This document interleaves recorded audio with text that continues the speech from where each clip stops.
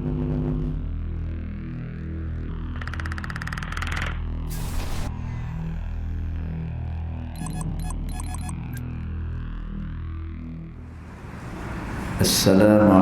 warahmatullahi wabarakatuh. Alhamdulillah, wassalatu wassalamu ala rasulillah Sayyidina Muhammad bin Abdullah wa ala alihi wa sahbihi wa man walah. Ashhadu wa nashhadu an la ilaha illallah وأشهد أن محمدا عبده ورسوله اللهم فصل وسلم على سيدنا محمد عبدك ورسولك النبي الأمي وعلى آله وصحبه وبارك وسلم ثم أقول رب اشرح لي صدري ويسر لي أمري واحلل عقدة من لساني يفقه قولي أما بعد. قال الله سبحانه وتعالى في تنزيله لقد كان لكم في رسول الله أسوة حسنة صدق الله العظيم. ربي أدخلني مدخل صدق وأخرجني مخرج صدق واجعل لي من لدنك سلطانا نصيرا. إلهي أنت مقصودي ورضاك مطلوبي فأعطني محبتك ومغرفتك يا أرحم الراحمين. Alhamdulillah, yang pertama-tamanya kita merafakkan kesyukuran kehadiran Allah Subhanahu wa Ta'ala, yang mana dengan limpah kurnianya, dengan rahmatnya Dia, Alhamdulillah, pada malam hari ini kita masih lagi diberikan kesempatan, ruang serta peluang oleh Allah Subhanahu wa Ta'ala untuk sekali lagi kita dapat bersama-sama di dalam rumah Allah. Kita berdoa kepada Allah, mudah-mudahan salat kita, zikir kita dan doa yang kita panjatkan ianya akan diterima pada sisi Allah Subhanahu wa Ta'ala. Allahumma amin. Tuan-tuan, kita sambung lagi pembacaan kitab Thimarul Jannah fi Tarjamah Risalah Al-Mu'awanah fi Sulukin Tariqil Akhirah, yang mana diterjemahkan oleh Al-Syekh Idris Khayyam Al-Makki Al-Futani rahimahullah ta'ala. Terjemahan daripada kitab asal Risalah Al-Mu'awanah yang dikarang oleh Al-Imam Al-Habib Abdullah bin Alawi Al-Haddad rahimahullah ta'ala. Jadi kita sambung lagi. Dia kata, Bismillahirrahmanirrahim. Qala muallif rahimahullah ta'ala, wa nafa'ana bi'ulumihi fid daraini amin. Dan sabda Nabi sallallahu alaihi wasallam, niyatul mu'min khairun min amalihi. Artinya, bermula niat orang yang mukmin itu lebih baik daripada amalnya.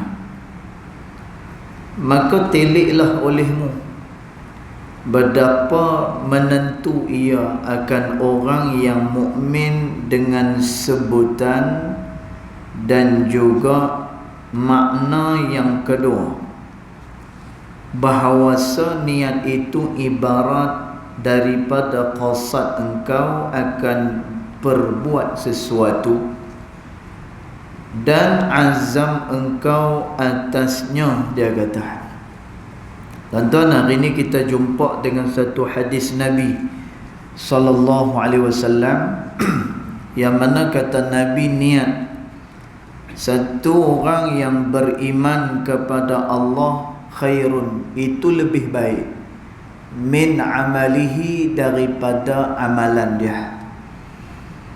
Tuan-tuan, ulama dia kata, pengarang kitab ni dia kata, makna niat orang yang beriman itu adalah kehendak dia.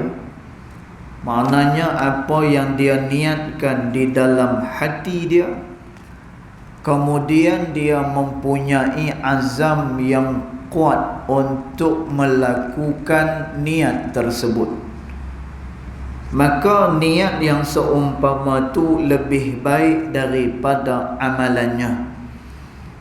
Dan jangan kita faham, tuan-tuan, bila kata niat lebih baik daripada amalan, bukan bermakna kita hanya berniat semata-mata, tuan-tuan. Tapi makna daripada hadis ni dia nak beritahu, ada orang yang dia berniat, kemudian dia tak dapat melaksanakan niatnya, maka dia akan ditulis pada sisi Allah sebagai orang yang beramal kepada Allah Subhanahu wa ta'ala.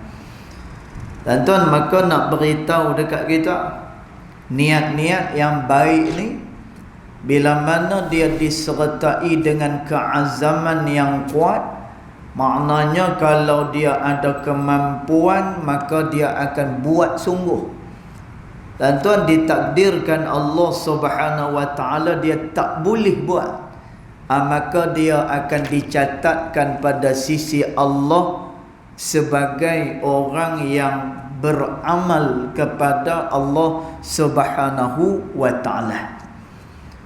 Tuan-tuan, maka kerana tu kita kena senantiasa mempunyai niat-niat yang baik. Kita kena senantiasa mempunyai lintasan-lintasan hati yang baik. Tuan-tuan, supaya apa? Supaya apabila kita jumpa dengan Allah Subhanahu wa ta'ala esok, dalam keadaan kita masih lagi berniat dan bercita-cita untuk melakukan kebaikan dan ketaatan kepada Allah. Tuan-tuan, niat yang macam tu, kata Nabi sallallahu alaihi wasallam, niyatul mu'min khairun min amalihi.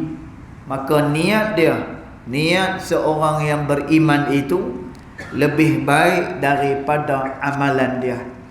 Maknanya apa? Niatnya itu akan dicatat sebagai kebaikan di sisi Allah Subhanahu wa ta'ala. Dan ini niat tidak ada ia melainkan lebih baik daripada amal. Dan tetapi dia kata, tidak sunyi manusia pada ketika azamnya atas perbuat akan sesuatu daripada salah suatu daripada tiga kelakuan ini. Tuan-tuan, manusia ni, kata Imamul Haddad rahimahullahu ta'ala, dalam dia berniat tu, maka manusia itu terbahagi kepada tiga bahagian. Ni manusia. Tuan-tuan, sebab itu yang mana manusia ni disuruh supaya benar dengan Allah. Tuan-tuan, kita nak benar dengan Allah Subhanahu wa ta'ala itu susah. Kerana apa? Orang yang benar dengan Allah Subhanahu wa ta'ala, dia senantiasa akan memikirkan kepentingan dan juga hak-hak Allah Subhanahu wa ta'ala. Tuan-tuan, orang nak marah dia, orang nak buat apa pun juga pada dia, tuan-tuan, dia tak peduli, melainkan yang dia nak adalah ridha daripada Allah Subhanahu wa ta'ala. Tuan-tuan, sebab itu ada satu orang ulama hadis daripada Baghdad, nama dia Al-Imam Abdissalam rahimahullahu ta'ala. Tuan-tuan, Imam Abdus Salam ni dia punya pekerjaan dia penasihat kepada raja. Tuan-tuan, pada satu hari dia nasihat kepada raja. Sebab raja ni dia telah terpengaruh dengan akidah Mu'tazilah, satu akidah yang menyimpang daripada akidah Ahli Sunnah wal Jamaah.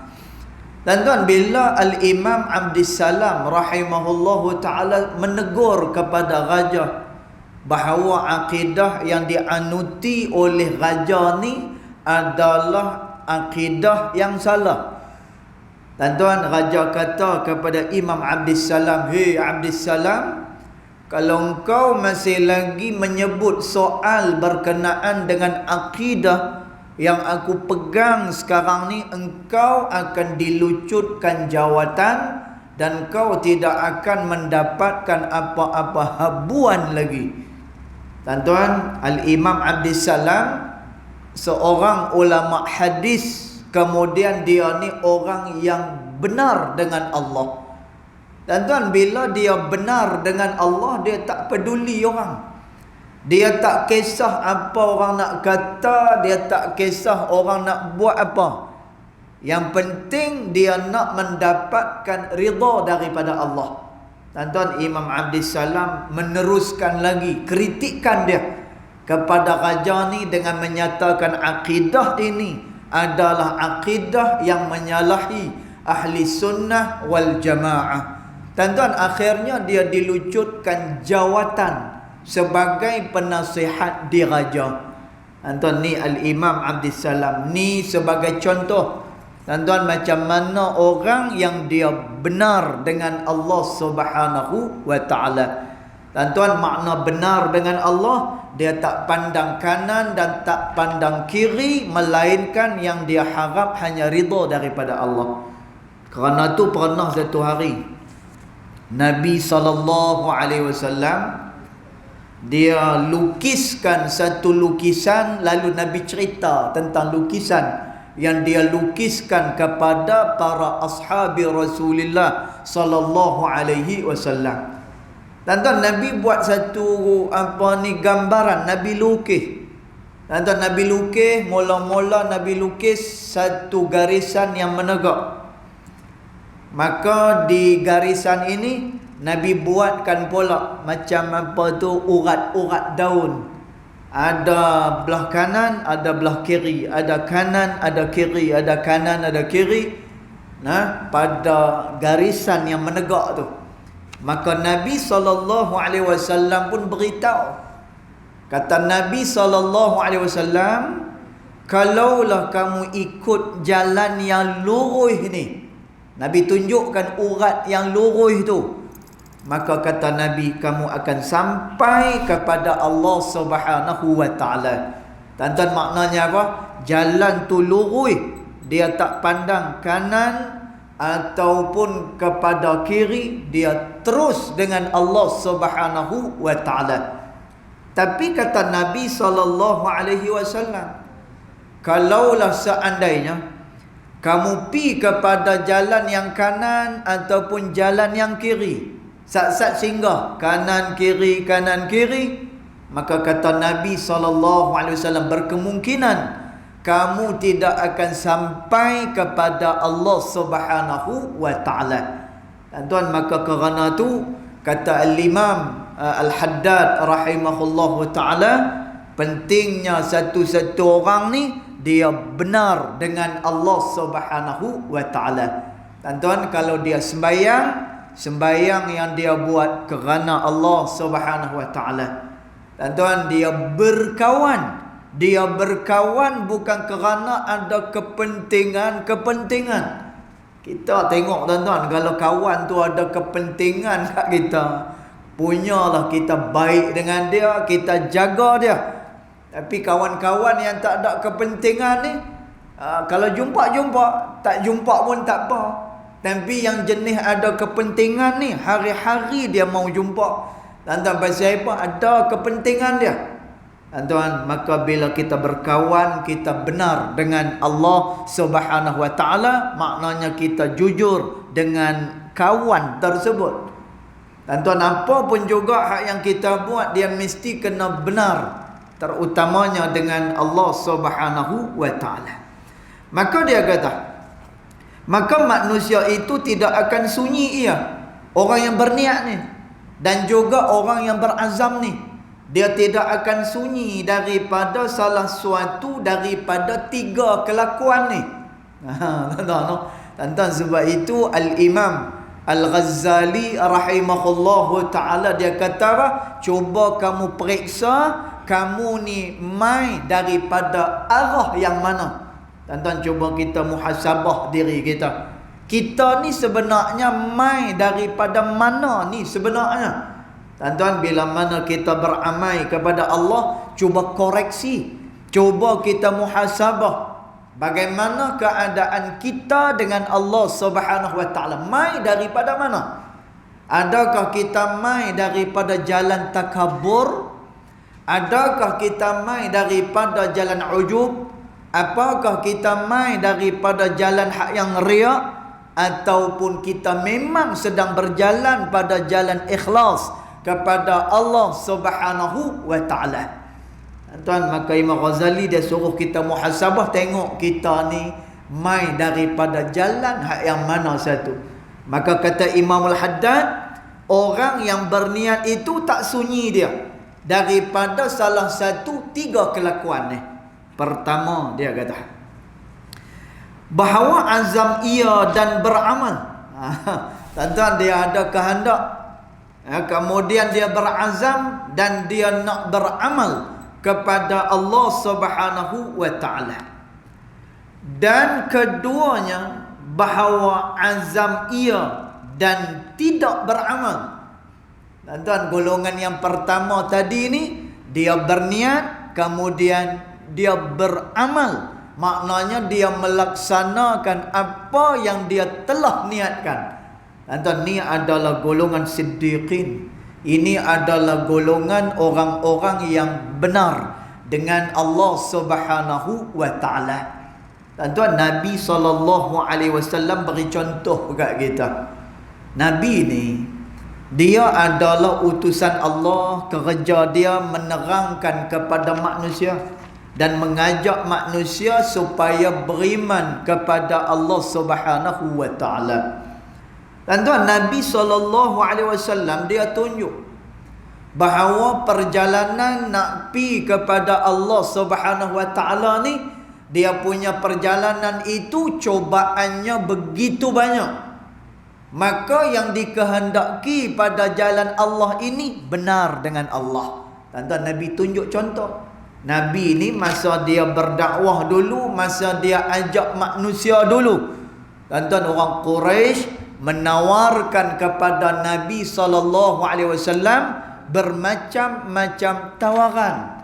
Tuan-tuan, ditawarkan pada Nabi itu perempuan, ditawarkan kepada Nabi itu kedudukan, ditawarkan kepada Nabi wang ringgit dan kekayaan di kota Mekah.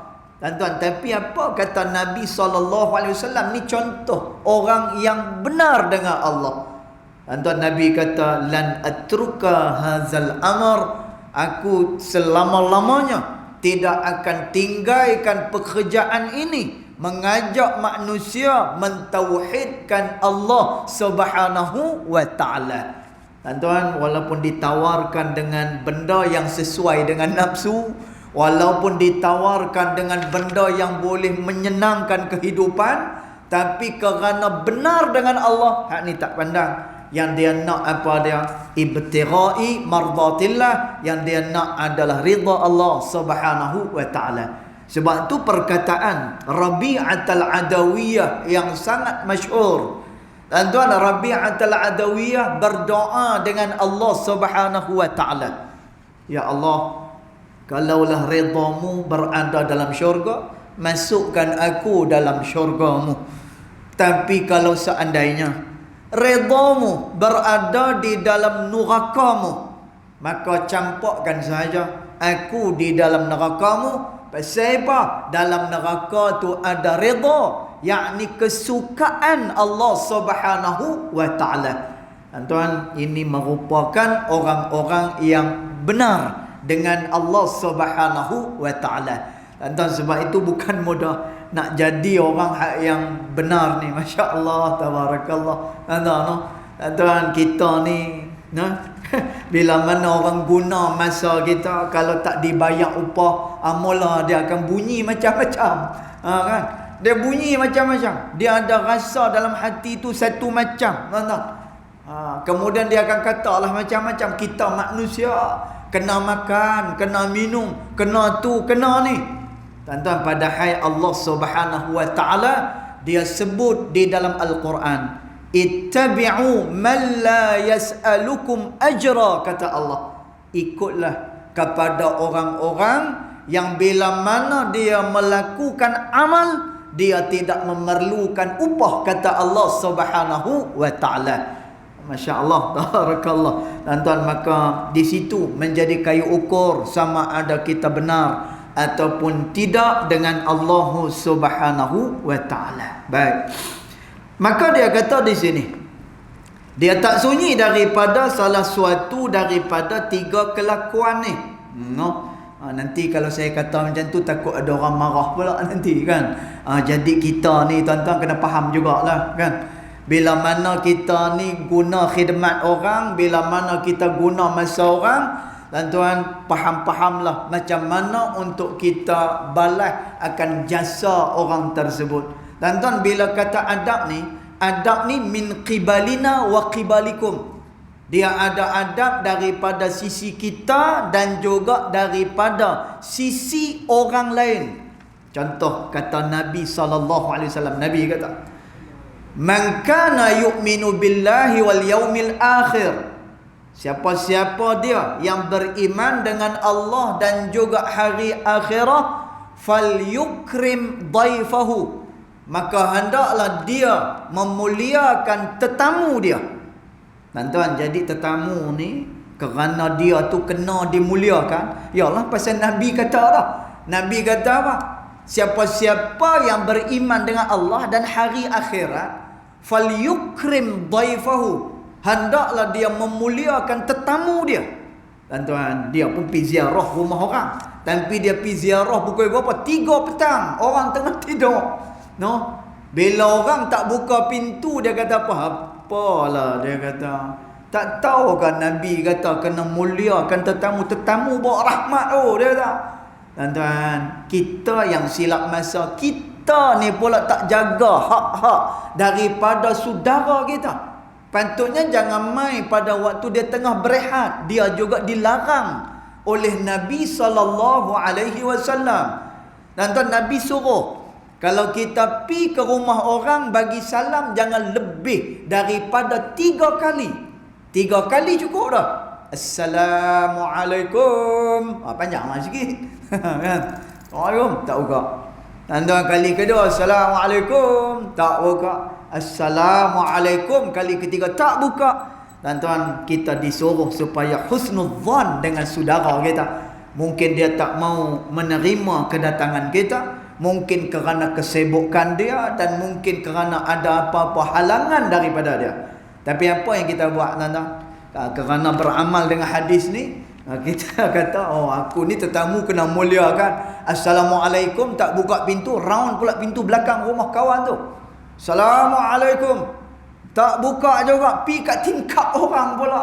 Assalamualaikum. La ilaha illallah. Tuan-tuan, jadi bila kata adab ni min qibalina wa qibalikum, kita juga ada hak, orang tu pun dia ada dia punya hak dia. Jadi kita pakat-pakat sama-sama jagalah. Jadi contoh dia macam tu. Baik. Pertama dia kata ada orang yang berazam, ia beramal. Maknanya dia berniat, dia beramal kepada Allah Subhanahu wa taala. Dia ada kehendak dia berazam, lalu ia beramal pada Allah. Ni orang siddiqin. Ni adalah orang-orang yang benar dengan Allah Subhanahu wa taala. Dan keduanya bahawa azam ia tidak beramal. Tuan-tuan, dia cuma ada kehendak je, tetapi dia langsung tidak beramal kepada Allah Subhanahu wa taala, sekadar ada kehendak, kemudian bila sampai masa ada kemampuan tak beramal ia. Tuan-tuan, tu adalah pihak yang kedua. Ia serta kuasa atas beramal, dan hukum bagi ini kelakuan dan yang dahulu daripadanya sesungguhnya telah datang hal keadaan diterang akan dia pada barang yang diriwayatkan daripada Ibnu Abbas radhiyallahu anhuma daripada Rasulullah sallallahu alaihi wasallam bahawasanya sabda Nabi, innallaha katabal hasanati wassayyiati, artinya bahawasanya Allah Ta'ala menulis ia akan kebajikan dan juga akan segala kejahatan. Tuan-tuan, maknanya apa? Dua golongan tadi beza. Nah, yang pertama berazam, beramal. Golongan yang kedua berazam, tak beramal kepada Allah Subhanahu wa taala. Sedangkan dia ada kuasa, sedangkan dia ada kemampuan, dia dah mampu dah.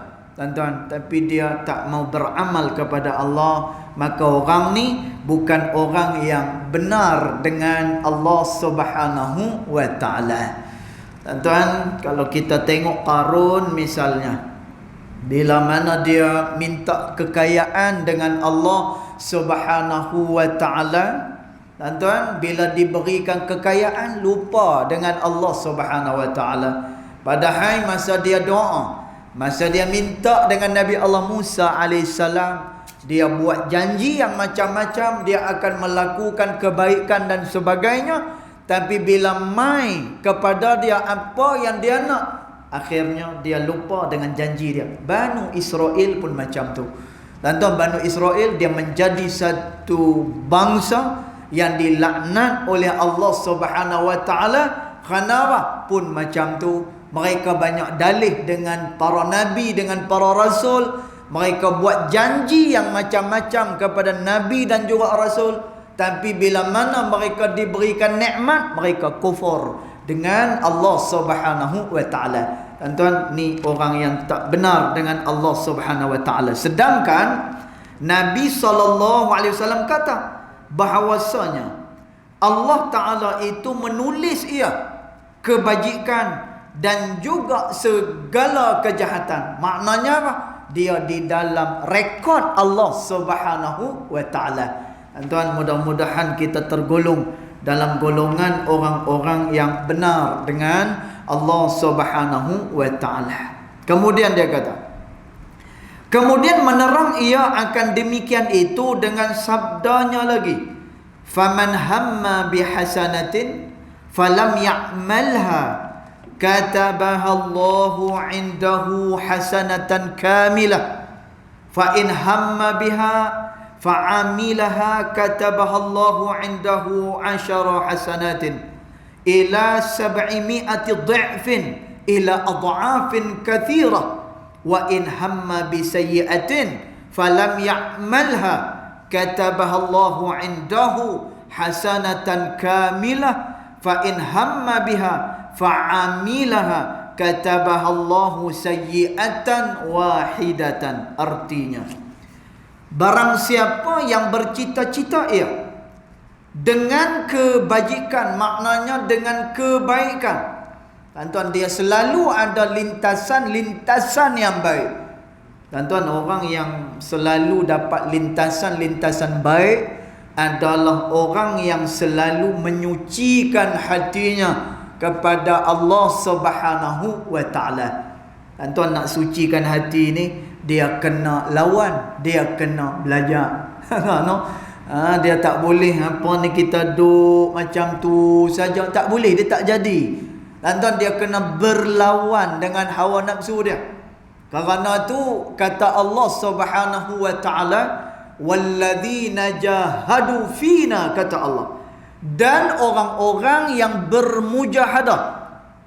Tuan-tuan, mujahadah ni adalah satu perbuatan yang memerlukan kepada perbuatan yang agresif. Dia perlu kepada perlawanan yang begitu agresif. Ini makna mujahadah. Dan tuan, kerana apa? Kerana kita nak berlawan dengan benda besar, nafsu. Kita nak berlawan dengan iblis syaitan yang senantiasa membisikkan di dalam hati manusia. Dan tuan, Allah Ta'ala kata, walladzina jahadu fina, dan orang-orang yang bermujahadah pada jalan kami, kata Allah, lanahdiyannahum subulana, maka kami akan beri petunjuk pada dia jalan-jalan untuk mendekatkan diri kepada kami, kata Allah Subhanahu wa ta'ala. Dan tuan, sebab itu dia kena mengaji kitab-kitab tasawuf, dia kena kenal apa tu ujub, dia kena kenal apa dia takabur. Dan tuan, agak-agaklah kalau kita jumpa kan, contoh adalah budak tahfiz sembahyang kat sini, budak tahfiz, ada orang kadang-kadang dia duduk kata apa, alah budak-budak, dia kata budak lagi pakai serban dah, dia kata. Contoh, tuan-tuan, dia sebut macam tu pasal apa tu? Yang dia sebut macam tu pasal apa? Apa dia tu? Tuan-tuan, apa dia jenis penyakit yang jenis macam ni? Tuan-tuan, maka pada masa tu, bila mana dia mengaji ilmu tasawuf, bila mana dia membersihkan hatinya kepada Allah Subhanahu wa ta'ala, maka dia kenal ini bukan perasaan yang baik, bahkan ini merupakan penyakit hati, maka dia akan potong. Dan tuan, Sayyidina Umar radhiyallahu anhu wa ardah, bila dia jumpa dengan kanak-kanak kecil, dia buat apa? Dia salam dengan budak kecil ni, dia ambil tangan, lalu Sayyidina Umar akan cium tangan budak ni. Maka sahabat yang lain tanya dengan Sayyidina Umar bin Al-Khattab radhiyallahu anhu wa ardah, wahai Umar, pasal apa kamu pergi cium tangan budak-budak ni? Maka jawab Sayyidina Umar, mereka tu kecil lagi, tak macam kita. Mereka ni dosa tak ada dengan Allah, sedangkan kita dah lama hidup, dosa kita banyak dengan Allah Subhanahu wa ta'ala. Dan tuan, maka demikian orang-orang yang membersihkan jiwanya, selalu terlintas dalam hati dia azam-azam, qasad-qasad, niat-niat yang baik yang diberikan pahala oleh Allah Subhanahu wa ta'ala. Kerana tu Nabi SAW peringatkan, iza salahat jasadu kulluh, bila mana yang satu ni baik, baik semua sekali. Wa idza fasadat jasadu kullu, bila mana rosak hak yang ni, rosak semua sekali. Ala wahiyal qalbu, dan ingatlah kata Nabi, benda yang aku maksudkan ini adalah hati, kata Nabi sallallahu alaihi wasallam. Dan tuan, hati ni dia ibarat raja. Kerana tu kata Al-Imam Ibnu Athaillah As-Sakandari rahimahullahu ta'ala, apa yang berada dalam hati manusia, maka itulah yang akan diterjemahkan daripada anggota tubuh badan manusia. Dan kita ni ikut kehendak hati kita ni. Kan? Kita gelak, pasal apa? Hati kita memang nak gelak. Dan tuan, kita marah, pasal apa? Hati kita dok berasa nak marah. Sebab itu kata Nabi, baik hak ni baik semua. Kalau andai kata rosak hak ni, maka rosaklah semua. Ala wahiyal qalbu, maka ingatlah itu adalah hati, kata Nabi SAW. Maka dia kata, barang siapa yang bercita-cita dengan kebajikan, maka tidak beramal ia akan dia, nescaya menulis akan dia Allah Ta'ala di sisinya satu kebajikan yang sempurna. Dan tuan, siapa dia orang yang macam ni? Dia ada cita-cita, ada niat, tapi tak beramal, tapi dia dicatatkan dengan pahala sempurna pada sisi Allah. Iaitulah orang yang berniat, dia azam sungguh-sungguh, kalau dia dapat dia akan beramal, kalau sampai pada masa dia akan beramal. Tuan-tuan, tapi dengan takdir Allah, dia tak mampu dan juga ada halangan-halangan dia, maka orang yang macam ni tetap dicatat satu kebajikan sempurna pada sisi Allah Subhanahu wa ta'ala. Maka jika cita-cita ia dengan dia, maka beramal ia akan dia. Nescaya menulis Allah Ta'ala pada sisinya 10 kebajikan hinggalah kepada 700 kebajikan daripada Allah Subhanahu wa Ta'ala. Tuan-tuan, tadi dia berazam, niat lah. Dia azam, memang azam sungguh-sungguh. Dia akan buat. Tapi takdir Allah, dia ada halangan. Tuan-tuan, 1 kebaikan untuk dia. Tuan-tuan, jangan kita kira no, 1. Kita duk ingat 1 ni macam 1 kita. Tuan-tuan, Masya Allah, anugerah daripada Allah Subhanahu wa Ta'ala adalah anugerah yang terbaik dan juga anugerah yang sangat besar. Walaupun dalam hadis, dalam ayat Quran disebutkan sekian-sekian pahala, misalnya contoh kata Nabi sallallahu alaihi wasallam, salatul jamaah afdalun min salatil fardhi bi 27 darajah, kata Rasulullah. Kata Nabi sallallahu alaihi wasallam, sembahyang berjemaah lebih baik daripada sembahyang seorang diri dengan mendapatkan 27 kali ganda daripada Allah.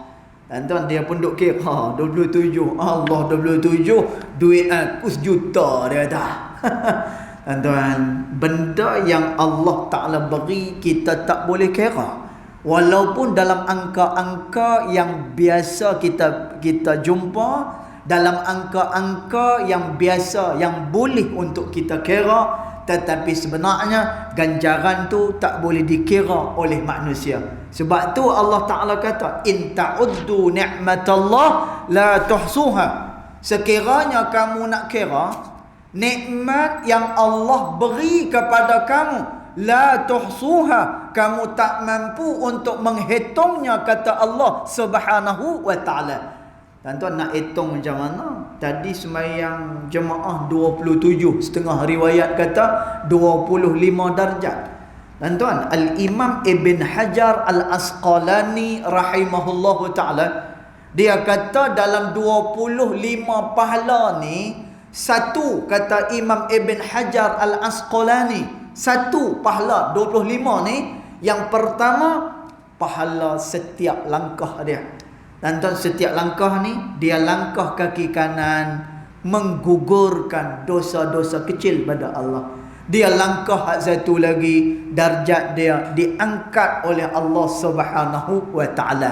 Tuan-tuan, tu pahala. Orang yang nak pergi berjalan tu baru 1. Yang kedua, tuan-tuan, dia dah berjalan, kemudian dia masuk ke dalam masjid. Dia masuk dalam masjid, kemudian dia berniat dengan niat i'tikaf. Tuan-tuan, dia duduk dalam masjid dalam keadaan berwuduk. Maka kata Nabi SAW, selama mana dia beriktikaf di dalam rumah Allah, dalam masjid, tapi dengan syarat dia berwuduk, tuan-tuan, selama itulah dia berhak mendapatkan doa daripada malaikat. Malaikat doa dia selama dia duduk iktikaf, selama dia duduk ada dia ada wuduk itu, maka malaikat doa untuk dia, Allahumma ghfir lahu warhamhu wa'afihi wa'fu anhu. Ya Allah, ampunkan dia, maafkan dia, kesiankan dia. Tuan-tuan, ni doa malaikat untuk orang yang beriktikaf macam kita ni. Masya Allah, tabarakallah. Tuan-tuan, tu baru 2 lah yang kita sebut. Jadi macam mana kita nak kira pemberian daripada Allah Subhanahu wa Ta'ala. Jadi orang yang bila mana dia berniat, lalu dengan niatnya itu dia beramal kepada Allah, maka dicatat pada sisi Allah 10 kebajikan hinggalah kepada 700 kali ganda, hinggalah kepada beberapa ganda yang banyak, kata Nabi sallallahu alaihi wasallam. Tuan-tuan, sebab itu dalam hal kebaikan kita jangan berkira. Kata Nabi sallallahu alaihi wasallam, la tahqiranna minal ma'rufi syai'a, kata Rasulullah. Jangan kamu memandang ringan ataupun menghina kebaikan, sekalipun kebaikan itu adalah kebaikan yang kecil, kata Rasulullah. Dan tuan, saya pernah cerita kat sini kan, macam mana cerita ni riwayat daripada Imam Al-Bukhari, kemudian cerita ni diceritakan oleh Rasulullah sallallahu alaihi wasallam. Dan tuan, bagaimana satu orang pelacur, tuan-tuan, hari-hari kerja dia berzina ya. Satu masa pun boleh 2-3 kali berzina. Tuan-tuan, dia jual tubuh badan dia, tapi kerana satu kebaikan, dia ada ihsan dengan haiwan. Tuan-tuan, dia ada ihsan, dia ada rasa kasih kepada haiwan. Haiwan tu pula jenis daripada haiwan haram. Apa dia? Anjing. Tuan-tuan, anjing haram kan? Dia najis yang berat, sama macam khinzir. Tuan-tuan, maka dia beri minum kepada anjing ni dengan rasa ihsan dia. Tuan-tuan, dia tangguh air daripada tempat air ni, kemudian dia bagi minum kepada anjing ni. Tuan-tuan, kata Nabi SAW, dia mendapatkan anugerah besar daripada sisi Allah Subhanahu wa ta'ala. Tuan-tuan, maka kerana tu Nabi sebut, Nabi pesan dekat kita, la tahqiranna minal ma'rufi syai'an. Jangan kamu pandang hina, jangan kamu rendahkan kebaikan, sekalipun nilaian kebaikan itu sikitnya, rendah sahaja, tetapi mungkin dia berat pada sisi Allah Subhanahu wa ta'ala.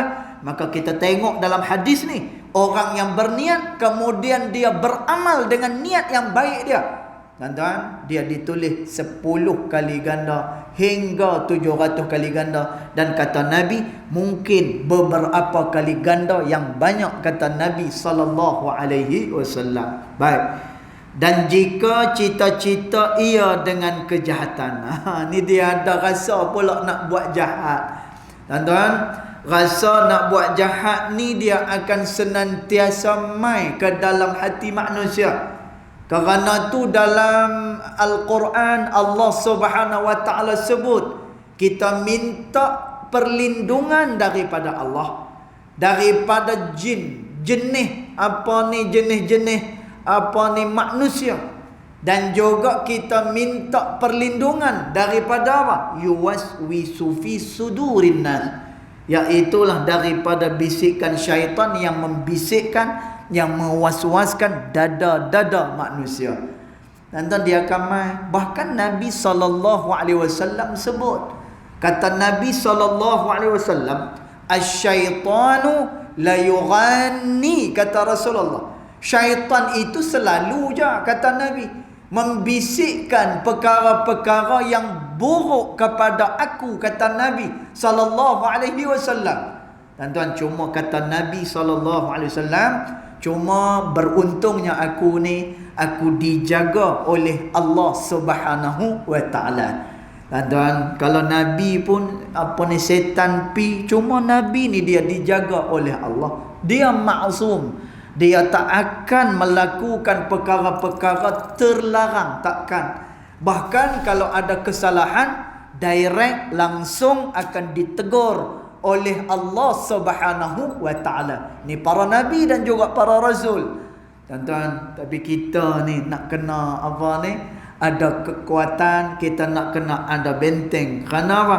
Kerana bisikan-bisikan kejahatan ni dia akan senantiasa mai kepada kita. Tuan-tuan, sebab itu Sayyidina Umar radhiyallahu anhu wa ardhah, dia ajak kepada kita jangan membiasakan menurut kemahuan kita. Ini adalah jalan-jalan nak menuju kepada apa? Kehancuran, menuju kepada kita hanyut dan larut dalam bisikan syaitan. Dan sebab itu Sayyidina Umar adalah orang yang berlawan dengan hawa nafsu dia. Satu hari bila Sayyidina Umar dia pergi ke rumah anak dia Abdullah ibn Umar, tiba-tiba Sayyidina Umar tengok ada daging kat rumah dia. Maka Sayyidina Umar tanya dengan dia, nak buat apa daging ni? Maka jawab Abdullah bin Umar, wahai ayah, aku beli daging ni kerana teringin. Tuan-tuan, kata Sayyidina Umar apa dah? Tak takkanlah semua kemahuan kita nak kena turut, kata Sayyidina Umar. Inilah dia jalan-jalan kebinasaan. Maknanya apa? Bila kita layan kemahuan kita, maka kita akan hanyut dan larut dalam nafsu dan juga godaan daripada syaitan yang dilaknat oleh Allah Subhanahu wa taala. Maka dia kata, dan jika cita-cita ia dengan kejahatan, maka dia tidak beramal. Ada niat nak buat jahat, tapi dia tidak beramal, maknanya dia tak buat kejahatan tu. Nescaya menulis Allah Ta'ala akan dia di sisinya satu kebajikan yang sempurna. Masya Allah. Tuan-tuan, ada niat nak buat jahat, tapi dia tak buat, dia belum melakukan niatnya itu, tuan-tuan, maka dia akan ditulis satu kebaikan pada sisi Allah Subhanahu wa taala. Tapi kalau niat kebaikan, dia niat je, dapat satu kebaikan. Kalau dia berniat dengan niat kejahatan, Tuhan tak tulis. Tapi bila dia tak buat kejahatan yang dia niatkan, maka dia ditulis dengan satu kebajikan yang sempurna pada sisi Allah Subhanahu wa taala. Maka besarlah pahala orang-orang yang selalu bermujahadah pada jalan Allah Subhanahu wa taala. Jadi mudah-mudahan tuan-tuan perempuan sekalian, kita diberikan kekuatan oleh Allah Subhanahu wa taala untuk kita terus melakukan taat kepada Allah Subhanahu wa taala. Allahumma amin. Cukup dulu setakat tu. Yang baik datang daripada Allah Subhanahu wa taala, yang tidak baik datang daripada kejahilan diri saya sendiri, walaupun hakikat kedua-duanya datang daripada Allah Subhanahu wa taala. Bismillahirrahmanirrahim. Alhamdulillahirabbil alamin, wassalatu wassalamu ala asyrafil anbiya wal mursalin wa ala alihi wa sahbihi ajma'in. Allahumma ighfir lana ma akhtana wa ma ta'ammudna wa ma asrarna wa ma a'lanna wa ma anta a'lamu bihi minna, antal muqaddim wa antal muakhir, la ilaha illa anta subhanaka inna kunna minadh dhalimin. Wa sallallahu ala sayyidina Muhammad wa ala alihi wa sahbihi wa baraka wa sallam. Walhamdulillahi rabbil alamin. Allahu a'lam.